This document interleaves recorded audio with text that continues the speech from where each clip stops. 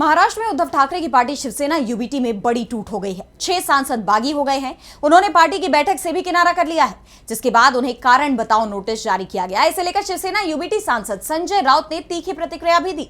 उन्होंने इस पूरे घटनाक्रम के पीछे बीजेपी का हाथ बताया है और साथ ही कई गंभीर आरोप लगाए हैं। तो क्या है ये पूरा मामला, जानेंगे इस रिपोर्ट में। महाराष्ट्र की सियासत में काफी बवाल देखा जा रहा है। पूर्व सीएम उद्धव ठाकरे की पार्टी शिवसेना में बड़ी टूट हो गई है। 6 बागी सांसदों की तरफ से लोकसभा स्पीकर ओम बिरला को खत भेजकर अलग मान्यता देने की मांग किए जाने के बाद पार्टी में भूचाल आ गया है। आनन फानन में उद्धव ठाकरे ने सभी सांसदों की बैठक बुलाई, लेकिन इसमें भी उन्हें झटका ही मिला।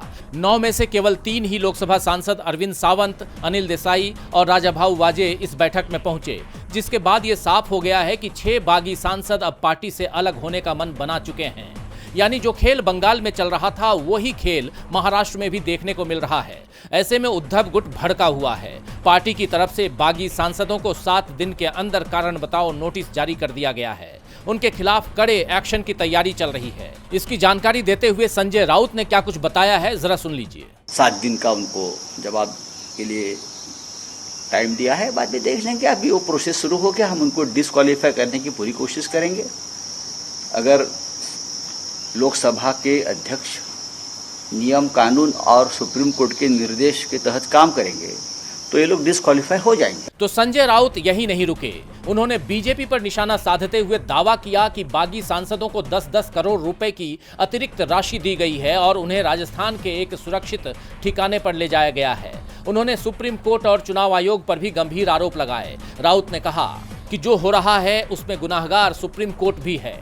देश में लोकतंत्र की धज्जियां उड़ रही हैं। इसके लिए देश का चुनाव आयोग भी जिम्मेदार है। लेकिन इस बार बागी नेताओं के लिए राह आसान नहीं है और उन्हें बख्शा नहीं जाएगा।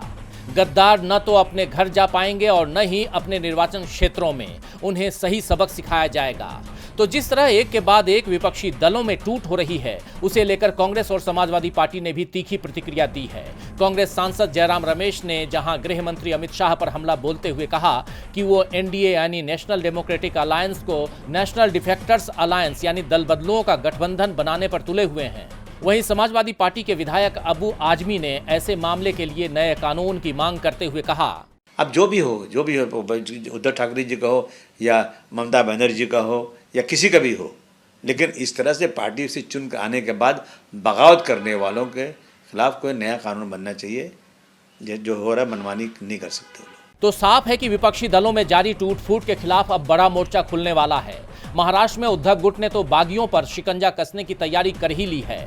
साथ ही दूसरे विपक्षी दल भी इस मामले में एकमत दिख रहे हैं। अब देखना यह होगा कि सांसदों को तोड़ने का यह सिलसिला कहां जाकर थमता है।